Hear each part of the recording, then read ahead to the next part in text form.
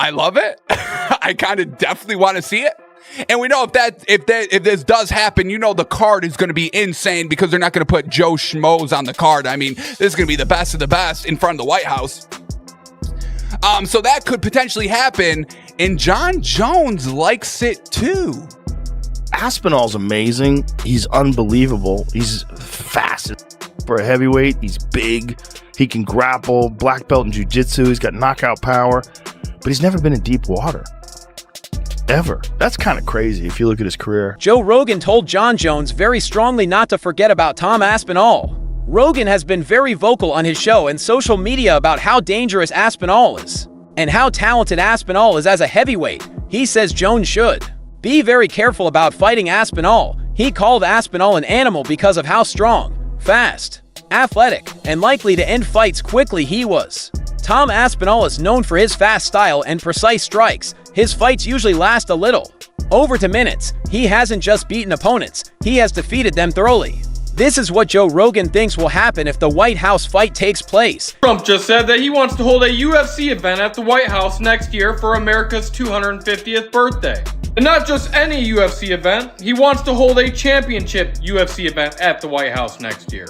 And this got me thinking, what a perfect time for Jon Jones to come out of retirement and fight Tom Aspinall at the White House next year for America's 250th birthday. What is more patriotic, what is more American than the best? Rogan has said that Aspinall is not the kind of boxer that you should fight after a break or just to leave a legacy. He thinks that if Jones approaches the Aspinall fight carelessly or without a properly focused training camp, he may suffer a career-defining loss. While Jon Jones has been hailed as one of the greatest mixed martial artists of all time, having gone undefeated for over a decade and winning both the light heavyweight and heavyweight titles, Rogan's warning highlights the serious challenge Aspinall poses, particularly in the current heavyweight landscape.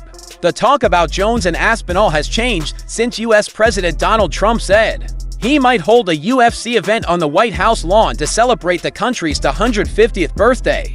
Dana White didn't hold back his delight, quickly tweeting a photo of himself with Trump and Joe Rogan from a prior White House visit. It was on Instagram, and he wrote, "UFC White House, my boys." Rogan followed up by sharing the message, feeling anticipation that something important is in the pipeline. Jon Jones. I'll be honest, Tom's a friend. I love Tom. He's one of the coolest dudes in the whole of MMA. Even though Jones is getting old, I just can't pick against Jon Jones. I've been watching Jon Jones, as I say, since what started as a meme quickly evolved into a serious discussion. The story was taken up by media sources, and the MMA world began to speculate on the idea of a UFC event taking place at one of the most historically important venues in the United States. If such an event takes place, it is expected to be more than just an exhibition or a small talk. It would most likely include big names, none larger than Jon Jones and Conor McGregor. Jones has allegedly expressed interest in returning for a marquee bout, and the White House scenario could be the historic chance that pulls him out of the uncertain limbo he's been in since his injury in 2023 and subsequent inactivity. Is there a fighter in MMA or the UFC that you just find absolutely insufferable? Because for me, it's Jon Jones, and there is no close second. Jon Jones defended his heavyweight title against a retired 42-year-old Stipe Miocic back in November. Ever since then, Jon has been saying, what has Tom Aspinall done to deserve to fight me? Besides Tom being the interim champ and having a defense with that belt, Jon has just found every possible way to not fight Tom. Michael Bisping fueled the topic during a YouTube video in which he claimed that both Jon Jones and Conor McGregor would appear heavily on the UFC White House show if it materialized. According to Bisping, only one fight could convince Jones to come out of semi-retirement or a protracted absence: a confrontation with Tom Aspinall in front of the White House. He presented the hypothetical battle as England versus the United States, a high-stakes, high-profile match with important national symbolism and promotional value. Bisping stressed that it would not simply be a UFC main event. It would be a worldwide sporting event, the kind that goes beyond the octagon and gets political and cultural significance. The fight will never happen. Gun to my head, I would have said Jon Jones will beat him right now. Tom has never been pushed into those championship rounds. That first time you feel that, I gotta get up off that stool after the third round. You needed to fight Tom now when he doesn't have that experience, especially as Jon Jones, for his part, has not completely discounted the idea While he has not officially committed to facing Aspinall, he has shown an interest in competing on the White House card. This is consistent with his previous statements about only returning for legacy-defining fights or matchups that provide big financial and historical rewards. Meanwhile, Aspinall has continued to proclaim his desire for the fight, openly claiming that he wants to unify the belt against Jones and establish himself as the legitimate heavyweight king.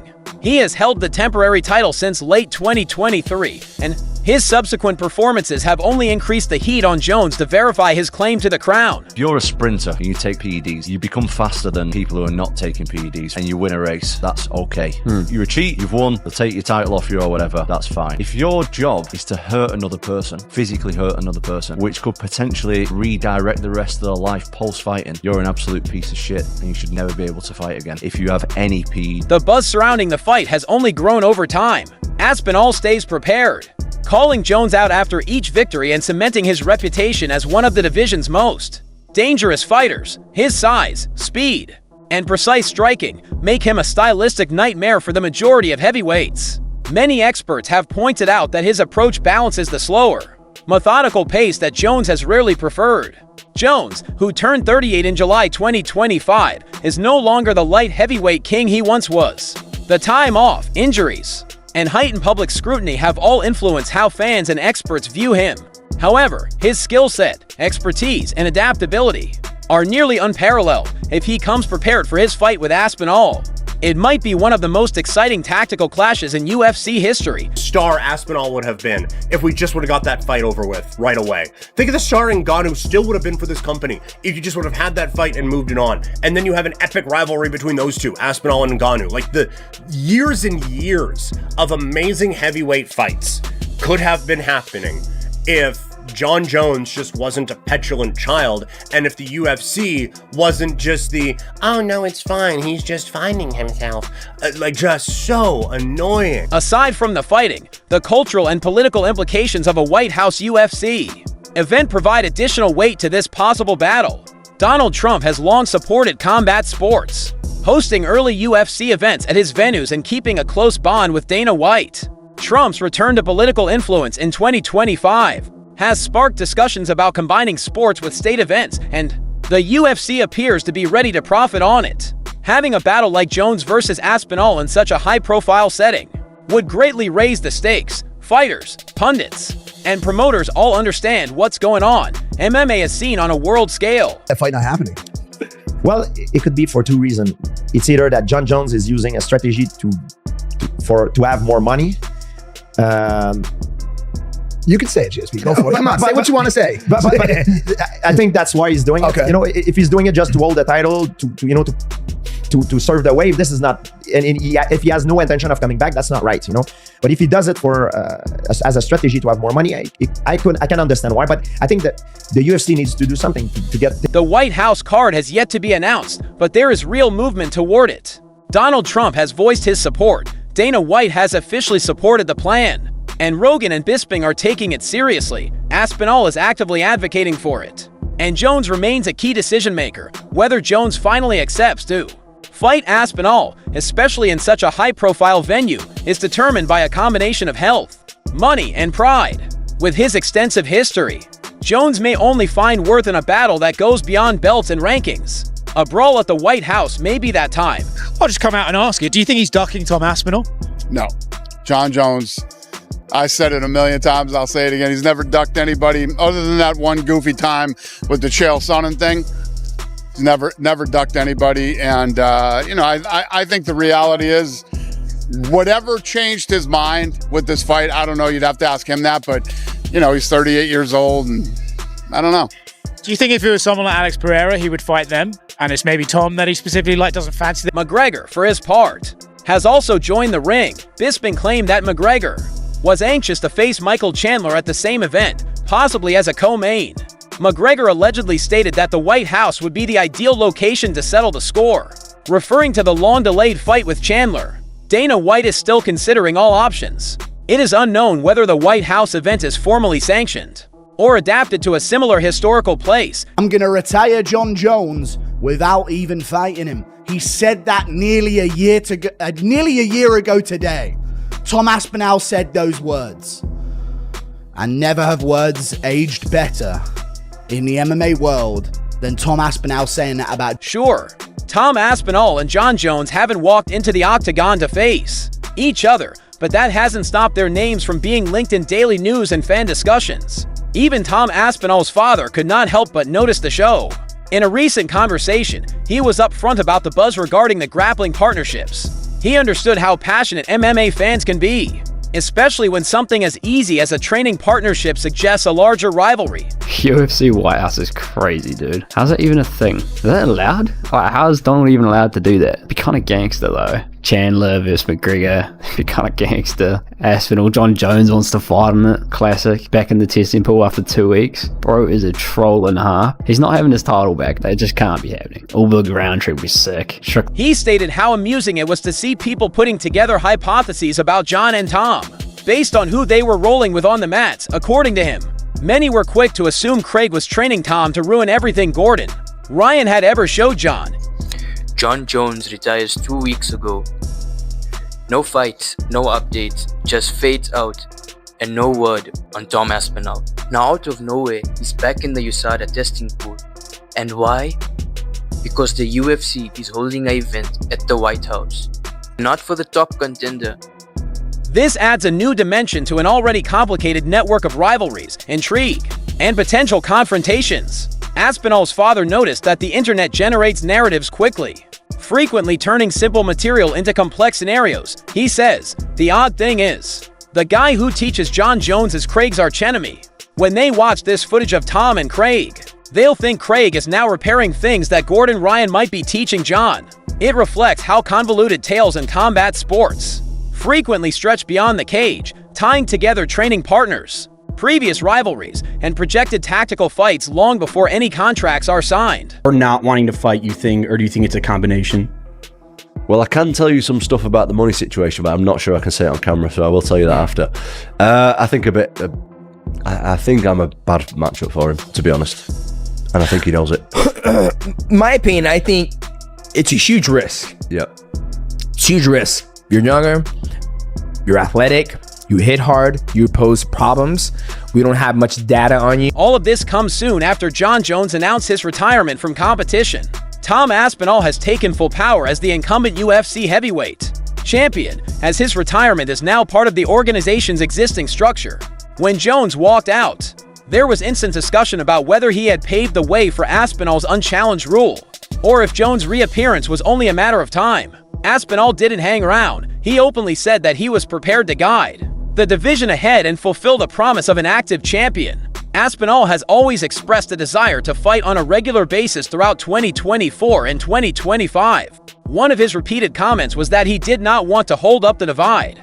He wanted to keep busy, defend the belt, and raise the level of competition. I'm going to take this. And do you know what Jon Jones did? You have it. I don't want to fight. You can have it. This is unbelievable. The greatest of all time. What a load of shit. I'm sorry. Never going to call that him the GOAT. Ever again. Because being the greatest of all time is not just about winning. And that's what Jon Jones doesn't understand. It's about how you conduct yourself throughout the whole of your career. Are you willing to fight the biggest challenges, the biggest tests? Go in there and test it. After months of doubt surrounding his next fight, Aspinall has now confirmed that it has been planned.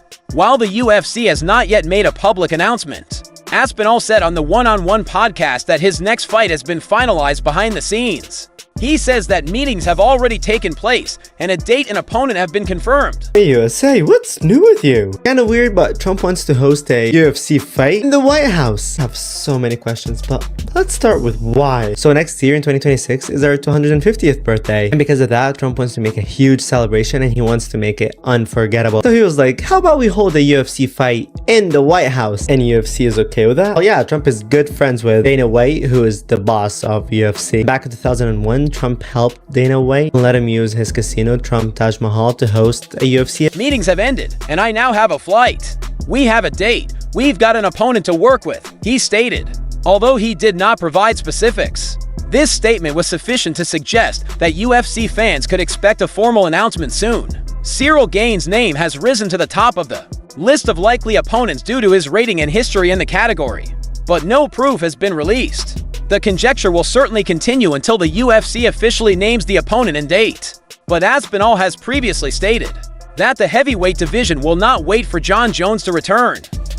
I would even say this, and I don't know if this is controversial or not, but I would say that Jon Jones ducked Tom Aspinall so hard that he went through self-destructive measures just to avoid a fight with this man. That's how good Tom Aspinall is. And everyone you're going to list off is going to get beat. Well, we'll see. While Tom continues to move forward, Joe Rogan has revisited the Jones versus Aspinall debate, reiterating his past worries and offering new insight. On a recent broadcast of the Joe Rogan Experience, Rogan responded to Jones' statements that a bout with Aspinall would not be big enough. Rogan strongly disagreed, saying Jones is misjudging the scale and significance of the fight. Speaking with UFC bantamweight Corey Sandhagen, Rogan stated clearly that Aspinall is a star, and the idea that the fight will not sell or draw is simply incorrect. According to Rogan, this is also a money war. I think he's wrong because I believe Aspinall is a star. I really do, and I believe he's asking, who is he? He is no one. Aspinall is a star. People frequently ask me, casually on the street, is Jon Jones going to fight Tom Aspinall? That's similar to asking the same question all the time. Rogan's comments were not only about fan curiosity, but also about the bigger effects for Jones' legacy and the value of uniting the heavyweight division. What do you make of Tom Aspinall and all the things that he's been saying about it? I think he should go on and have a wonderful career. Do you think that he needs you? No, I think he needs me. When you want something bad enough, and if you get it, it could be the worst thing that could ever happen to you. I love being the ultimate troll. He's just not in a position to like excite me. Because if I whoop his ass, it's going to be the next guy. There's going to be a whole new fan base of somebody who everybody believes. The timing of these words is important at the same time as Jones is being touted for possible exhibition style or legacy fights, such as a White House UFC event. Aspinall is securing legitimate title defenses. It is a directional difference. Jones is leaning toward famous one-off moments, whereas Aspinall is focused on defending and defining his title reign. This dual storyline highlights the lack of a real conflict between them. Aspinall has stated in many occasions that, while he respects Jones, his priority is to defend the belt and stay active. He's like the longest running heavyweight champion in the history of the UFC, isn't he? But he's only like he hasn't fought anyone. Yeah, I don't think it's going to happen, you know. I think John gets a lot of money for being champion. I think the sponsors not paying him a fortune, and I think he's just dragging along, keeping the belt as long as possible because it's worth that much money to him. I mean, John's often struggled with tall people who are good boxers. I imagine he probably, if he did fight him, he would. Dana White has stated that he will meet with Aspinall during International Fight Week if he hasn't already. The UFC's normal summer showcase might be a huge announcement for Aspinall's next fight. While talk about the White House event continues, no definite information regarding the venue or strategy have emerged. What has materialized is Aspinall's continued ascension and desire to put the belt on the line against any opponent. If the Jones fight never takes place, it will not be due to Aspinall's inactivity. He has been consistent in his rhetoric and has done everything expected of a champion, looking to build legitimacy. I don't know, did you see his series of tweets over the last few days inferring that basically he told you guys that he was retired last November and that your efforts to make the Aspinall fight were basically futile? It's not true. Okay. Yeah.